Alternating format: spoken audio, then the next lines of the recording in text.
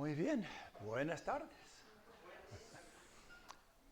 No entró nadie más desde que empezó la reunión, así que ya estamos todos saludados. Muy bien, estamos en Hechos, capítulo 12. Qué pasaje lindo, ¿no?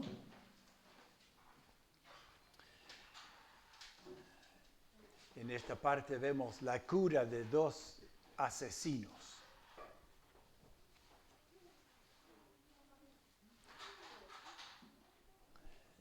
Nos lleva a la cruz de Cristo. También a cada lado tenía un asesino que era crucificado junto con él. Uno quedó como asesino nomás y murió como tal y sufrió las consecuencias de su pecado. El otro se arrepintió, pidió misericordia, la recibió y Jesús mismo dijo, hoy estarás conmigo. La cura de dos asesinos. Uno fue a lo suyo y el otro recibió misericordia. Y aquí sucede lo mismo en el pasaje de hoy. Tenemos Hechos 12, versículo 18. Cuando amaneció, hubo mucho alboroto entre los soldados, pues no sabían qué había pasado con Pedro.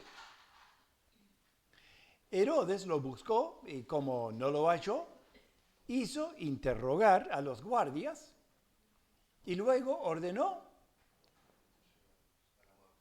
llevarlos a la muerte. Después de eso, Herodes salió de Judea y se fue a Cesarea, donde se quedó. Herodes estaba muy enojado con los habitantes de Tiro y Sidón, pero ellos se pusieron de acuerdo y sobornaron al camarero mayor del rey, un hombre llamado Blasto, para que los llevara ante él, y es que querían llegar a un arreglo amistoso. ¿Por qué? Porque sus abastos los recibían a través del territorio del rey. El día convenido, Herodes llegó vestido con sus ropas reales, se sentó en el trono para dirigirles un discurso formal. El pueblo lo aclamaba a grandes gritos, voz de Dios y no de hombre. En ese momento, un ángel del Señor lo hirió porque no le dio la gloria a Dios. Y Herodes murió aguzanado. Herodes, el asesino, terminó como el primer ladrón en la cruz. Recibió lo suyo. Mientras tanto, la palabra del Señor seguía extendiéndose y multiplicándose. Cuando Bernabé y Saulo cumplieron su servicio, volvieron de Jerusalén y se llevaron con ellos a Juan, también conocido como Marcos. En la iglesia de Antioquía eran profetas y maestros Bernabé y Simón, al que llamaban Níger, Lucio de Cirene, Manaén, que se había criado con el tetrarca Herodes, y Saulo. Ellos servían al Señor y ayunaban, y el Espíritu Santo dijo, apártenme a Bernabé y a Saulo, porque los he llamado para un trabajo. Y así después de ayunar y orar, les impusieron las manos y los despidieron. El otro asesino que fue recibido a misericordia. El otro asesino que fue transformado y que ahora Dios lo va a utilizar para su servicio. Bueno, volviendo allí al versículo 18, tenemos el alboroto, porque Pedro ha desaparecido, pero vemos aquí también esta pena capital que ejerce Herodes sobre aquellos hombres. Los Herodes eran todos medio complicados. Qué familia, ¿no? Hay familias que son bendición, de generación en generación. Pero Herodes, el grande,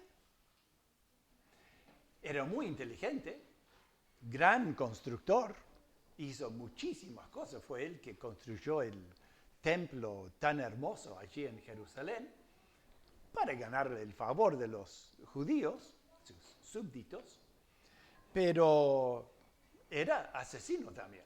Hasta algunos de sus propios hermanos había matado. Y una mujer, creo, una esposa.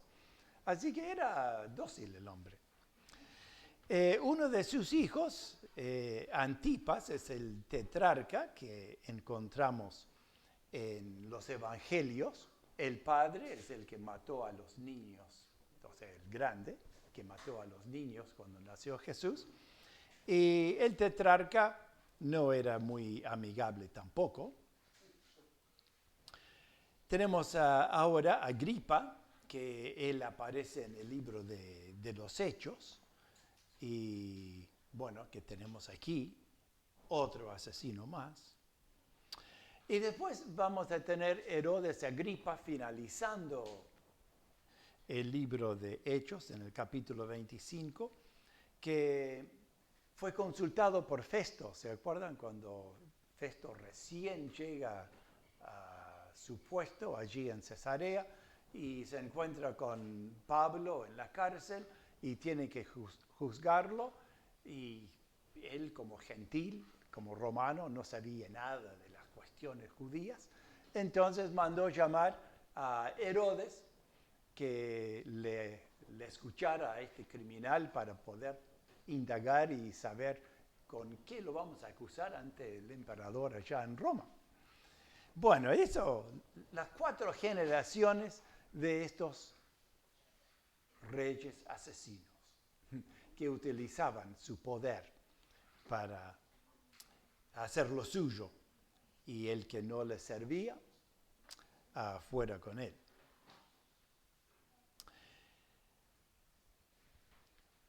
Dice, finalizando el 19, después Herodes salió de Judea y se fue a Cesarea, donde se quedó. Parece que se curó de esos judíos ahí y se fue para tierra gentil, a Cesarea, donde se quedó.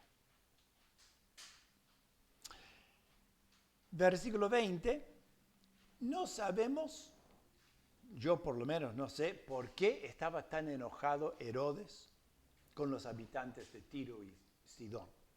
Y no encuentro en el pasaje ni en los libros los motivos, pero es interesante que hay una cuestión de comida, de abastecimiento, que estas ciudades recibían a través del imperio del rey. Y bueno, tienen algún problema ahí, les van a cortar los víveres, así que muy interesados en arreglar este asunto de una manera amistosa. ¿Cuántas cuestiones, cuántos problemas surgen entre las naciones? Siempre ha sido así, ¿no? Donde hay 2 personas, ya hay pica. Hay temas, surgen temas. Y si hay 2 países, más todavía. Bueno, allá en Nueva Helvecia, los suizos contra Nueva Helvecia contra Colonia Suiza, tiene su pica, ¿no? Y bueno, y en Rosario tenemos Rosario, los pichoneros, y Juanacase, los zabaleros, y hay esa pica. Y acá no, acá son todos amigables. ¿Todos canarios? ¿Cómo? Bien. Cuando reconozcan que nosotros somos mejor, no hablan. Bueno, humildad aparte, por supuesto. Así que otro asunto interesante aquí. Sobornaron al camarero mayor del rey, un hombre llamado Blasto. Lo nombraron y todo. Hay que quedar con el nombre registrado en un libro de historia como alguien que soborna. Quedó grabado. Y bueno, tus pecados y mis pecados están todos grabados también. Pero gracias que por la sangre de Cristo ya han sido borrados. Gracias. Borrados. Y echados al fondo del mar. Alejados de nosotros como del este y el oeste. La gracia de nuestro Dios. Así que, bueno, Blasto se mandó lo suyo. Y llega este día para que Herodes dé un discurso. No sé qué relación hay con lo anterior, pero en fin, aquí está con esta oportunidad de dirigirse al público. Está sentado en su trono como un rey. Mucha pompa se imaginan, ¿no? Pero dice que viene vestido con sus ropas reales. Leí por ahí que Josefo, el historiador judío, dice que esa vestimenta real era hecha con plata. Y entonces cuando brillaba el sol sobre la vestimenta, ¿qué? Brillaba. Entonces la gente, ¡oh! Y todos los fanáticos del rey aplaudiendo. ¿Y qué pasó con Herodes? Se le subieron los humos a la cabeza. Y en lugar de dar gloria a Dios, ¿qué podría decir? Gracias Dios por darme este puesto, que puedo servirte y ayudar a esta gente. No. El gran yo soy. Ahora, es notable, ¿no? Porque aquí hay juicio instantáneo. Fue comido por gusanos. Ahora, Josefo nuevamente relata que duró una semana. Que sería más lindo todavía, ¿no? Sobrevivir una semana siendo comido por gusanos. ¿No te gusta? Y Herodes tampoco.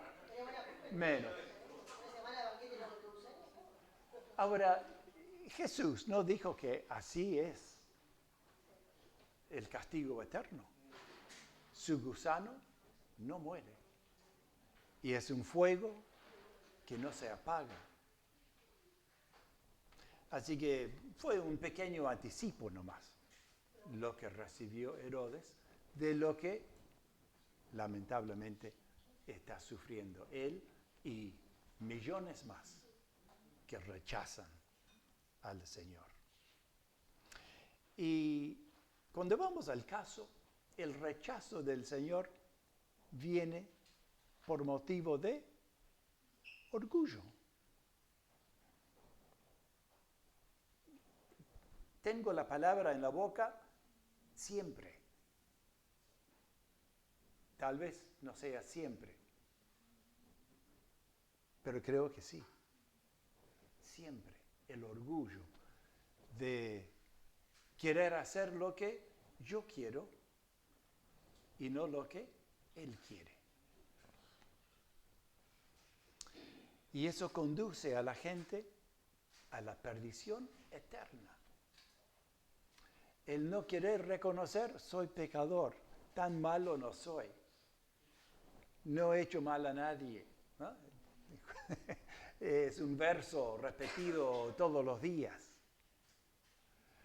El no querer reconocer, he pecado, no merezco de ser llamado tu hijo. Nos cuesta. Pero feliz el hombre que se humilla y busca el perdón del Señor. Ahora, pensamos en todo lo que ocurre a nivel político, nacional, mundial. Y hoy estamos más informados que nunca. Sabemos lo que está sucediendo del otro lado del mundo mejor que lo que está pasando a mi vecino. Así es, así son los medios hoy día.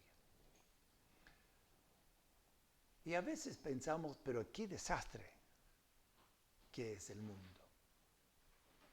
Y vemos los gobernantes y la frialdad con que mandan sus bombas y matan a miles.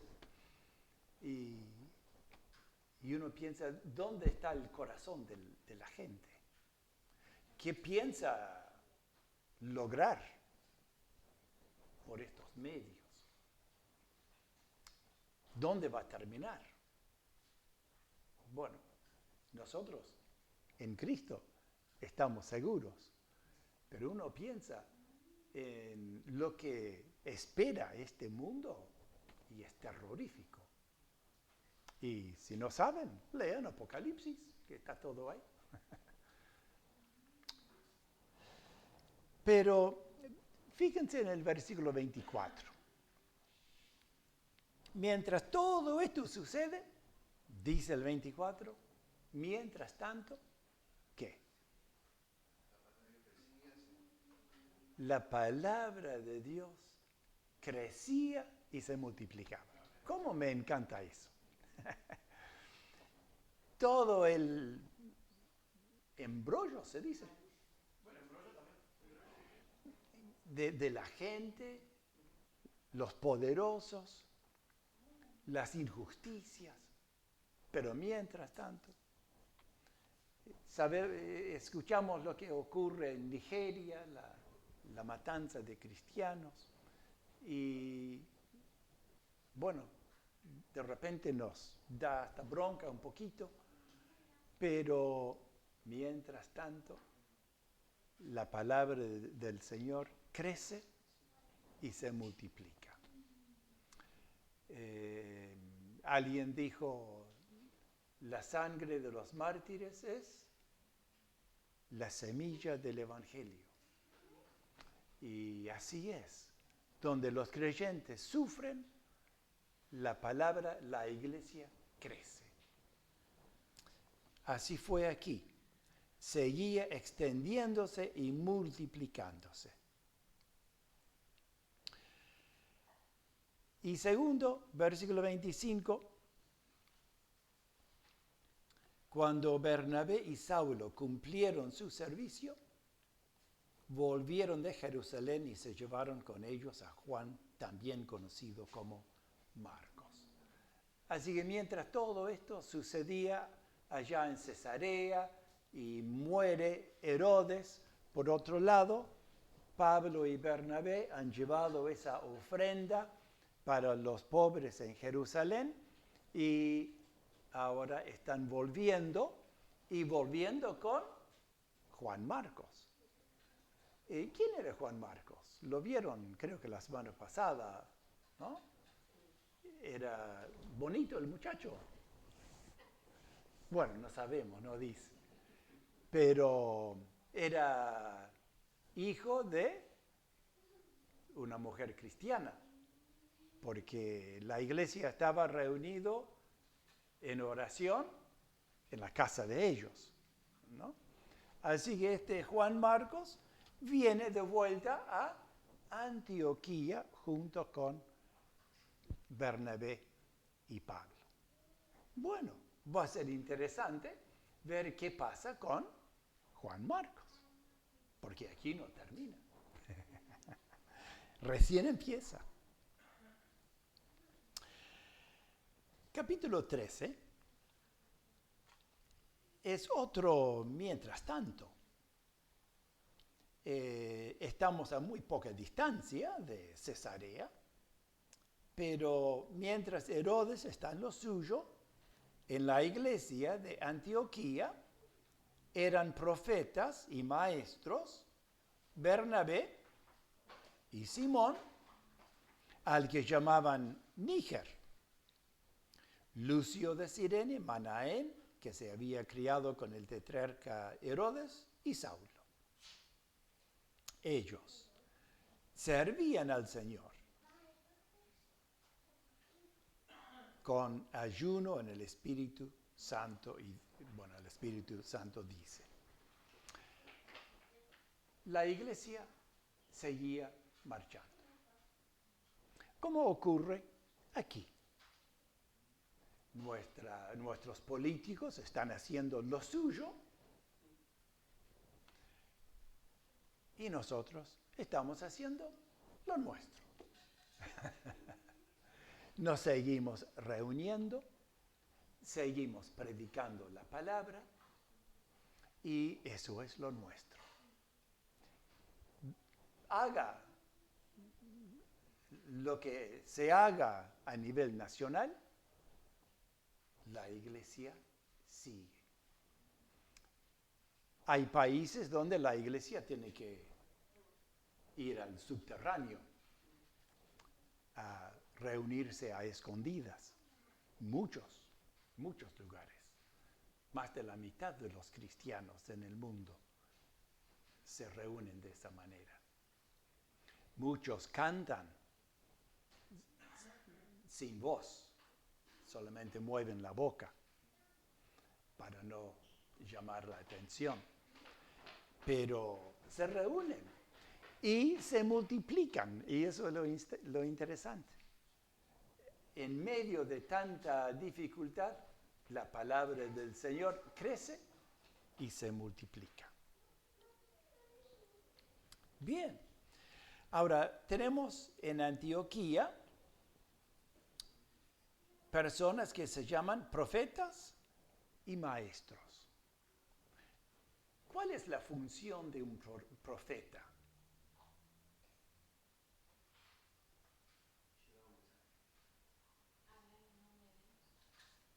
Bien, hablar en nombre de Dios, el mensaje, así que da el mensaje de Dios para con la gente. Ahora, ¿en qué se diferencia con un maestro? Porque eso también lo hace el maestro. Hoy en día, El profeta anuncia la verdad de las escrituras. El Bien. maestro explica los conceptos. Bien, ahí vamos llegando. uno es hacia afuera y el otro hacia adentro. Claro, el profeta recibe la palabra directamente del Señor. Y el profeta era muy importante en esta época porque no había Biblia. Entonces, Dios usó la profecía, los profetas, para comunicar su palabra. Y aquí en una iglesia local, como es Antioquía, como había en Jerusalén, como había en otras ciudades también, había profetas. ¿Se acuerdan de Felipe? Tenía 4 hijas que eran profetisas, ¿no? Y profetizaron en cuanto a Pablo en un momento. Así que eran personas que recibían ese mensaje directamente de Dios. Junto con los apóstoles, los encontramos en Efesios capítulo 2, versículo 20, en un mismo lugar. ¿Se acuerdan? Profetas y apóstoles, ¿dónde están ubicados en la iglesia? Contra el cielo raso. Ah, ahora captaron, ¿eh? En el cimiento. Son la base de la iglesia. Y Jesucristo, la piedra angular, de donde se tomaban todos los ángulos para que el edificio estuviera bien coordinado. Los profetas y los apóstoles están en el cimiento. Y nosotros hoy somos piedras vivas construidas encima. Entonces, hoy creemos que no hay ni profetas ni apóstoles. Cumplieron su función en el cimiento, en la base de la iglesia y particularmente siendo inspirados por Dios para dejarnos las Escrituras. Entonces, Timoteo, la Escritura es inspirada por Dios y es útil para enseñar, corregir, toda la función de los apóstoles y los profetas. Pero, claro, el maestro, ¿en qué se diferencia del profeta? El profeta recibe el mensaje y la transmite. El maestro estudia el mensaje y la transmite. Esa es la diferencia. En la iglesia de Antioquía están los dos, profetas y maestros. ¿Interpreta o el maestro interpreta? ¿Cómo? ¿El profeta interpreta o el maestro interpreta? El profeta comunica, recibe y comunica. Es interesante ahora que haces esa pregunta. Pedro, en 1 Pedro, hace la referencia de los profetas del Antiguo Testamento que recibían mensaje de Dios y no entendían lo que estaban escribiendo. Y indagaban, estudiaban para tratar de comprender lo que habían dicho y escrito. Eso es muy interesante. O sea que el mensaje que recibían trascendían su propio razonamiento y comprensión. Bien, están estas 5 personas, ¿verdad? Bernabé, Simón, Lucio, Manaén y Saulo. Me llama la atención cómo Lucas pone a Bernabé y a Saulo primero y último. Y entre medio, los que se van a quedar. Tal vez no tiene nada que ver, pero me llamó la atención. Otras cosas interesantes. Vemos que es una iglesia inclusiva.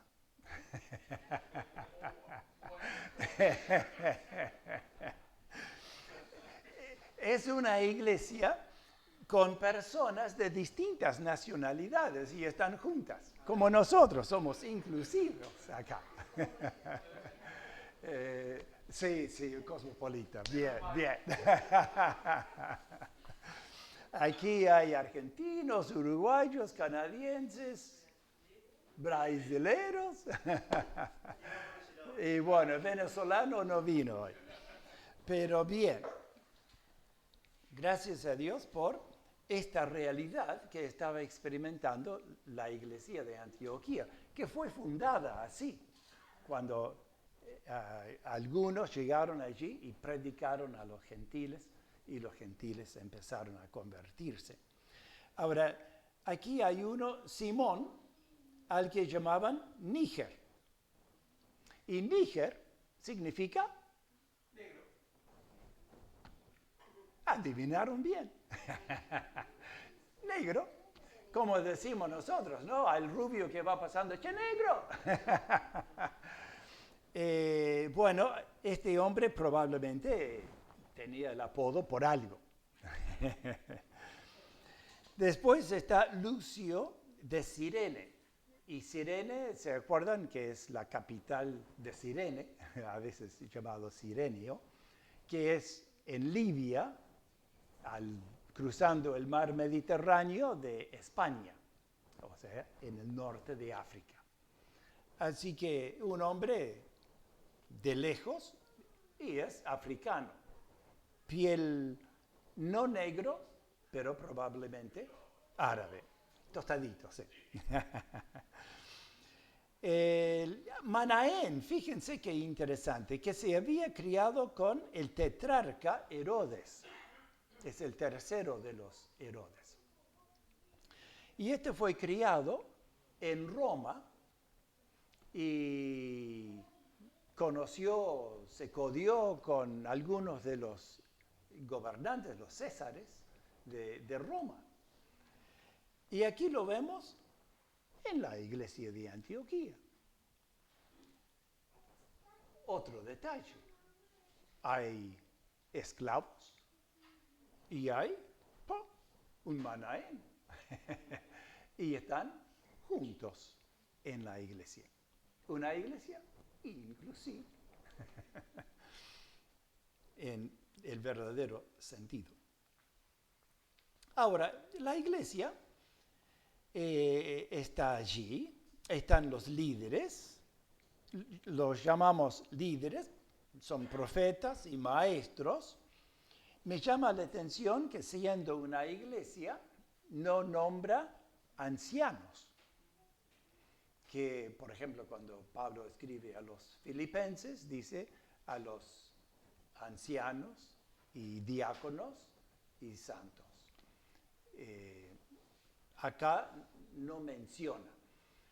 Recién en el capítulo 14 vamos a ver que Pablo establece ancianos en una iglesia. Pero es interesante porque a veces pensamos, ¿y qué es una iglesia? Para ser una iglesia, ¿qué es? ¿Qué se precisa? Y entonces para algunos se precisa un edificio. No. Para otros se precisan, yo qué sé, 10, 15 personas. Un pastor.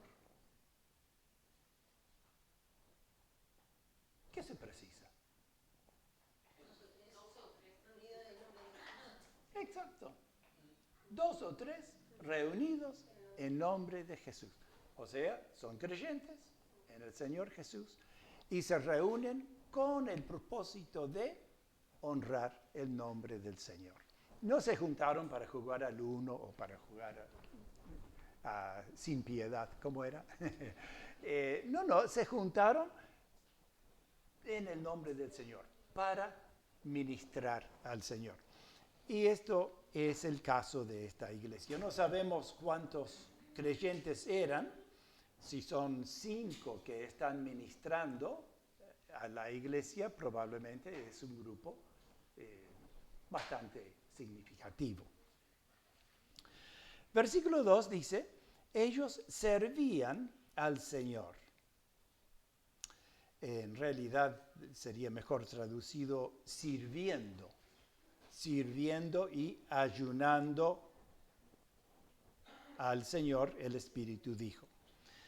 Servían o sirviendo.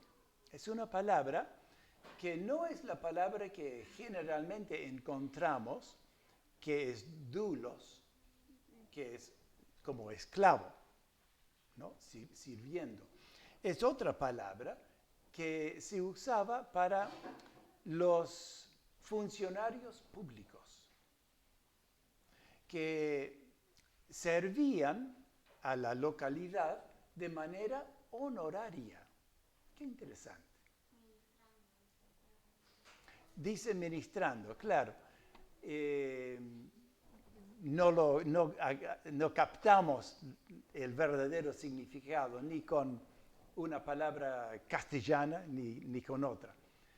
Así que estas personas están sirviendo al Señor de esta manera, voluntaria, pero sirviendo. Y ayunando. ¿Qué saladera? ¿Hay voluntarios?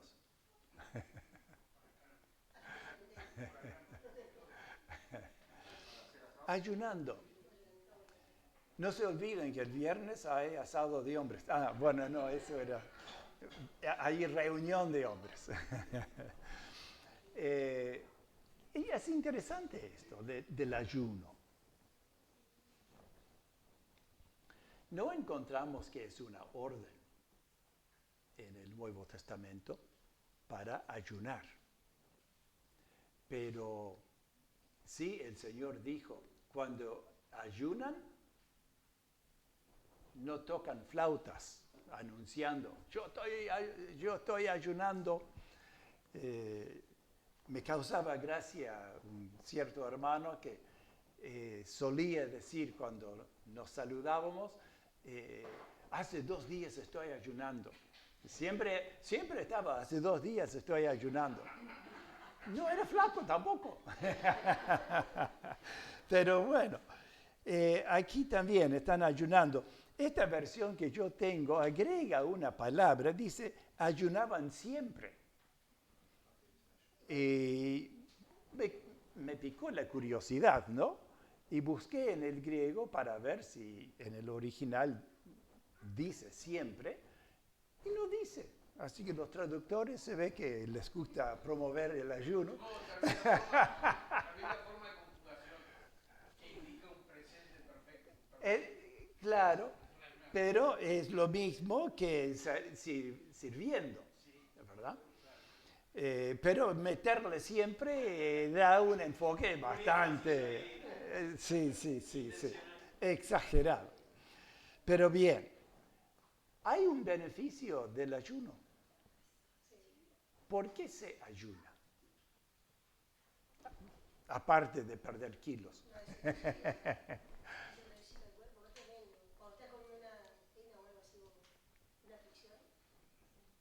Ahí está. Sí, me acuerdo cuando tuve hepatitis, pasé 3 días sin comer, pero no era ayuno, no es de ayuno, ¿no? Un sacrificio vivo. Para dedicarse a la oración. Ahí está. Como dedicado a eso y no estás ocupándote de otras necesidades básicas. A veces las señoras dicen, ¿cuánto tiempo se pierde en la cocina? Y bueno, vamos a hacer ayuno y ahorramos tiempo, pero no para ir a la playa, al cine, al shopping, a orar, a dedicarse. Claro, y siempre asociado con algo específico. Y aquí, no sé cuál era el tema, pero sería, Señor, ¿qué quieres que nosotros hagamos para servirte? Calculo, porque la respuesta fue esa. El Señor manda a 2 hombres a predicar por ahí. Así que, bien,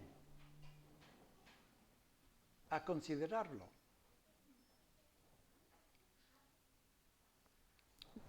Obviamente no sería pecado que alguien ayunara. No lo vamos a excomulgar porque ayuna. El Espíritu Santo dijo, apártenme a Bernabé y a Saulo para la obra a que los he llamado. A veces en mi vida he pensado, qué lindo sería que el Señor me hablara así. Ken, anda a la casa de fulano que está necesitando de una visita. Sería bárbaro, ¿no? ¿Cómo fue que el Espíritu Santo dijo aquí? No sé, parece audible, parece. Así como cuando apareció el ángel a Pedro con esa sábana y todos los bichitos adentro y mata y come. No, es interesante. Hay personas hoy, especialmente entre el pueblo musulmán, que no tienen la Biblia y están muy arraigados y muy absorbidos por un sistema religioso muy estricto y cerrado, que ellos reciben ese tipo de llamado del Señor y reciben visiones donde aparentemente ellos lo reconocen como Jesús, se les aparece y les habla. ¿Cómo saben que es Jesús? No sé. Habrán visto una película y parece, no sé. Pero ellos lo identifican con Jesús y escuchan y reciben la palabra. Ahora, eso es excepcional. Nunca tenemos que confundir lo excepcional y pensar que debe ser normal. No es lo normal. Lo normal es, la fe viene por el oír y el oír por la palabra. Ya que no estoy mirando los apuntes, no hace nada que se caiga. Bien, es así. El Señor nos guía. Romanos 8 dice que eso es normal, que el Espíritu Santo nos guía. Y por el hecho de ser hijos, Dios Padre guía a sus hijos y usa su Espíritu Santo. He dicho que me encantaría que el Señor me dijera, anda a visitar a fulano, y cualquier otro tema también. Pero el Señor lo ha hecho, no de una manera audible, pero lo ha puesto en el corazón, en la cabeza. Quizás en la noche uno despierta y ora por alguien, y en algunas ocasiones puede ir durante el día, por supuesto. El Señor habla, el Señor guía. Eso es una realidad. Y es algo que debemos cultivar también. Aprender que cuando tenemos ese impulso, ese sentir, obedecerlo. A veces no lo hacemos. Y después me ha pasado, la persona murió. Llegué tarde. O sea que tenemos que escuchar esa voz del Espíritu. Los he llamado, dice el Espíritu Santo. Apártenme a Bernabé y a Saulo. No dijo de los otros. ¿Por qué eligió a Bernabé y a Saulo? El Señor sabe. El Señor conoce las cualidades de cada uno. ¿Se acuerdan de Bernabé? ¿Por qué se llamaba Bernabé? Hijo de consolación. Era un hombre muy especial, que vamos a ver más adelante. Y Saulo también es un tipo muy especial, que también lo vamos a ver más adelante. Dios conoce a quien llama para cada obra. Gracias a Dios por los que están en esta iglesia trabajando con los niños. Gracias a Dios. Y el Señor los ha preparado para eso.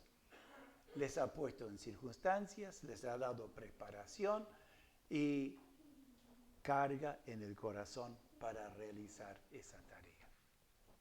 Gracias a Dios por cada uno que prepara lecciones, cada uno que viene a ayudar, a acompañar, aquellos que vienen a hacer la leche, preparar la merienda, tantas tareas. Por los que trabajan con los adolescentes. Qué importante es eso. Porque cuántos hay que vienen a la escuelita, pero llegan a la adolescencia y desaparecen. Y se precisa ese trabajo con los adolescentes y con los jóvenes para conservar lo que se pudo lograr entre los niños. Es todo una seguidilla. Gracias a Dios por todos los que estamos trabajando en la iglesia. El Señor da los dones que cada uno necesita. Y el Señor nos llama para servirle. Pero acá el Señor sale del llamado general que hace a todos, porque todos somos miembros del cuerpo, todos tenemos un don y todos somos llamados a servir al Señor. Pero a veces el Señor tiene un llamado especial. Y eso es lo que tenemos con Bernabé y Saulo. Porque ellos no van a quedar ahí en la iglesia. El Señor quiere mandarlos lejos. Y esto es necesario. Este punto en el libro es un punto de quiebre. Porque hasta aquí, más o menos entre los judíos, algún Felipe que habla con un eunuco y ve a los samaritanos, algún Pedro con Cornelio, pero básicamente todavía estamos entre el pueblo judío. Pero de aquí en adelante es todo Pablo y Bernabé y Silas y otros que están llegando a los gentiles. El Señor llama y llama con propósito. Bueno, versículo 3.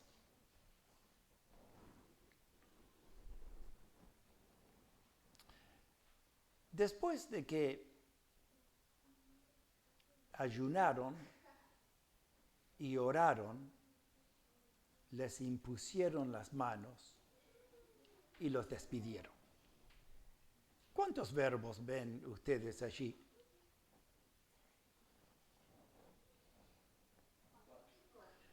4 verbos. ¿Qué tiempo del verbo son? Pasado. Sí.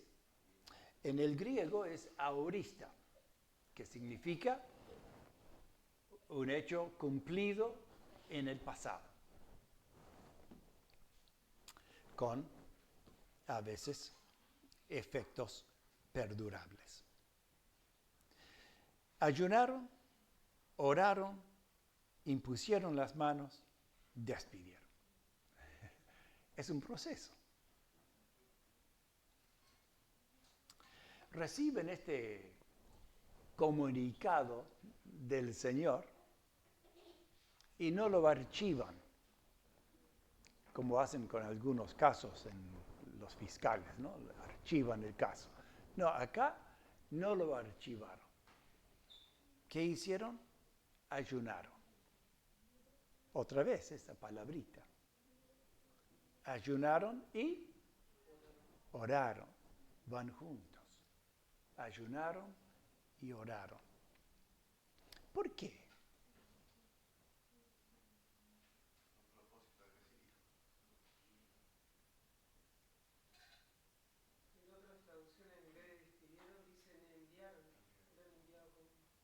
Sí, yo voy a la parte del ayuno y oración. Pero yo como lo iban a enviar, se prepararon orando y ayunando para que Dios sea con ellos. Ah, bien, bien, bien. Yo agregaría una palabrita ahí para confirmar. ¿Mm? Quieren confirmar. Esto es idea nuestra, esta vocecita, este Dios, ¿no? Por lo menos hoy en día, cuando nosotros tenemos uno de esas cargas del Señor, buscamos alguna confirmación. Y eso requiere oración. Y no hay nada de malo de agregar ayuno. A veces el ayuno es simplemente falta de ganas de comer, porque estamos ocupados con otra cosa. O sea que no tiene que ser un ayuno, bueno, voy a ayunar 2 días y bueno, como una regla, un tipo rito. Muchos tienen la falsa noción de que el ayuno es para torcerle el brazo a Dios, ¿no? Si ayunamos y oramos, entonces Dios va a escuchar nuestra oración. No. Dios no trabaja de esa manera. Ningún padre trabaja así con sus hijos. El Señor está deseoso de guiarnos. Ayunamos normalmente porque queremos dedicarnos a la oración. Y entonces es casi una cosa natural. Ayunar o quizás comer menos o lo que sea, ¿no? Ayunaron, oraron, impusieron las manos. Nuevamente hay pensamientos extraños sobre esto. Como que cuando se hace imposición de manos, como que baja la gracia de Dios, baja por el presbítero o el cura, el pastor, la persona, y eso es transmitido a la persona. Creo que fue Spurgeon que dijo: no pondré mis manos vacías sobre la cabeza hueca de ninguno. Además de ser gracioso, creo que tiene mucha verdad. Porque, ¿qué pueden tener mis manos para ponerlas sobre alguien? La gracia de Dios se transmite de esa manera. No. Jesús tocó el leproso, lo que vimos en la cena hoy, ¿no? Tocó el leproso. Tocó los ojos del ciego. Pero siempre tocaba. No, muchas veces no tocó, porque no era necesario tocar. La mujer con flujo por 12 años, que tocó el borde de su manto, Jesús no la tocó a ella. Ella tocó a él. Y el manto, no era la mano. O sea que no es una transmisión de gracia. Es una señal de autoridad. A veces autoridad. Yo diría identificación. Acompañamiento. Aquí tenemos un grupo de hermanos que van a perder 2 valores de su grupo de trabajo. Imagínense si el Señor aquí dijera, quiero que mandes a, bueno, no voy a nombrar a nadie por las dudas. Por ahí alguien dice, se me cayó el manto, me voy.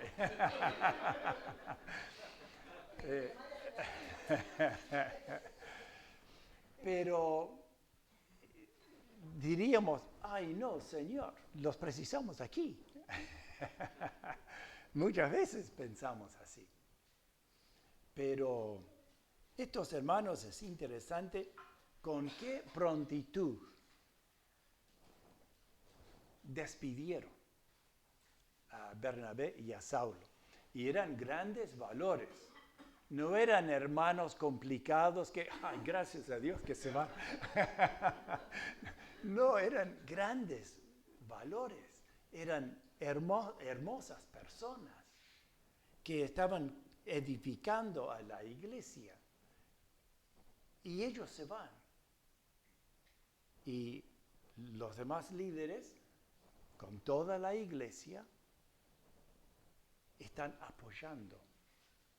Y con esa imposición de manos están, que puede ser un sacudonazo, un abrazo, pero con esa manifestación física están mostrando, vamos contigo, vamos a estar orando con ustedes.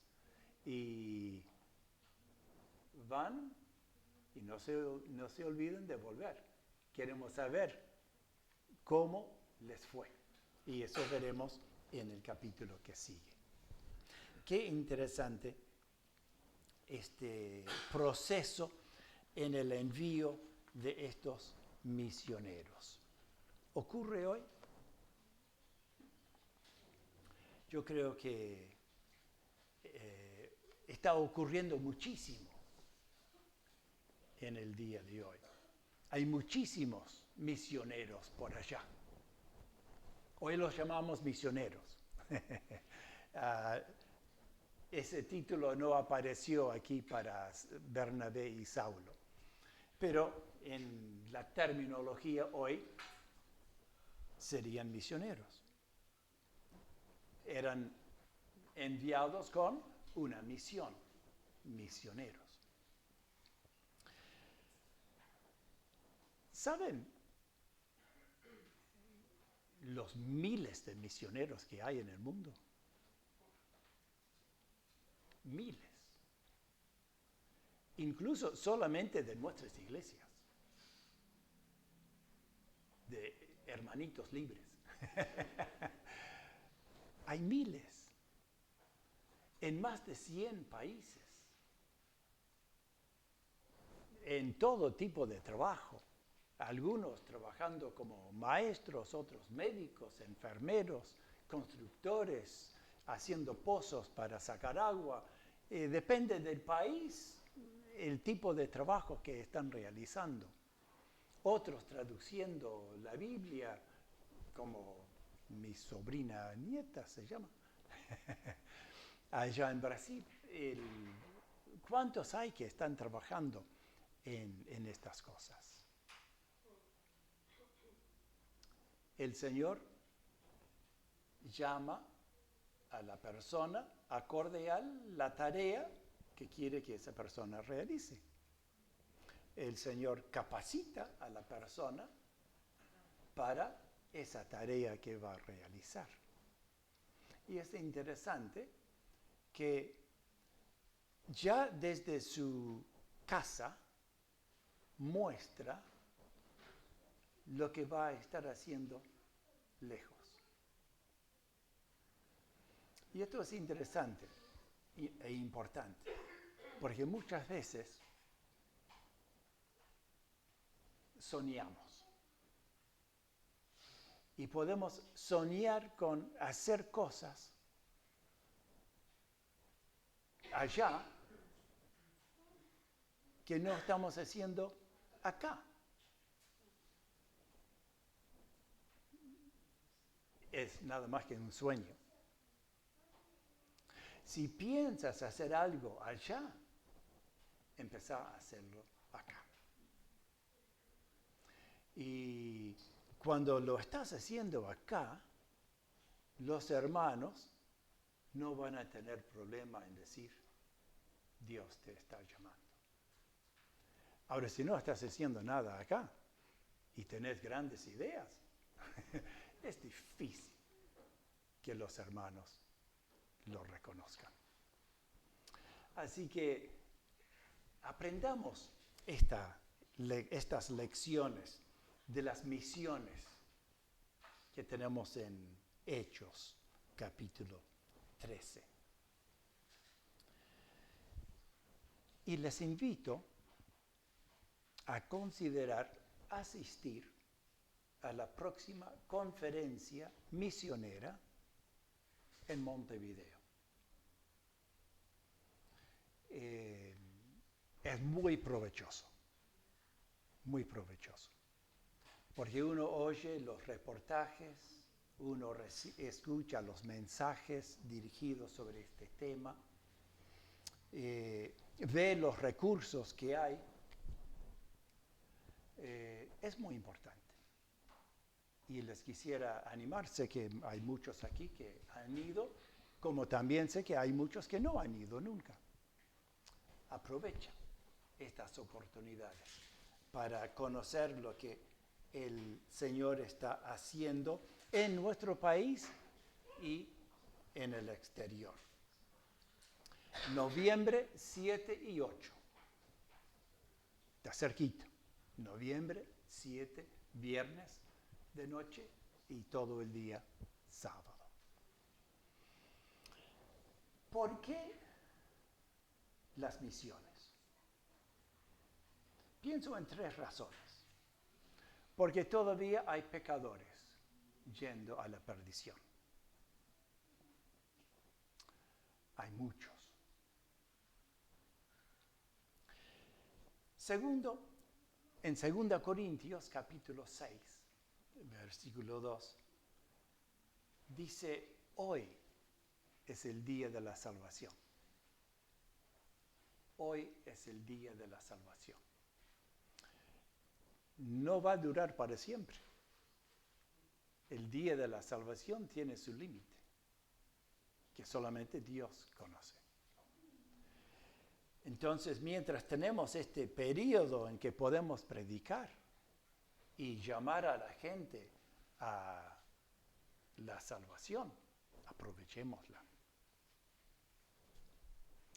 Además, también en ese pasaje de 2 Corintios, el capítulo anterior, Pablo dice, somos embajadores. Somos embajadores, no del Uruguay, en algún otro país. No, yo no soy embajador de Canadá en el Uruguay. Dios me libre. Somos embajadores del Rey de Reyes, del país celestial.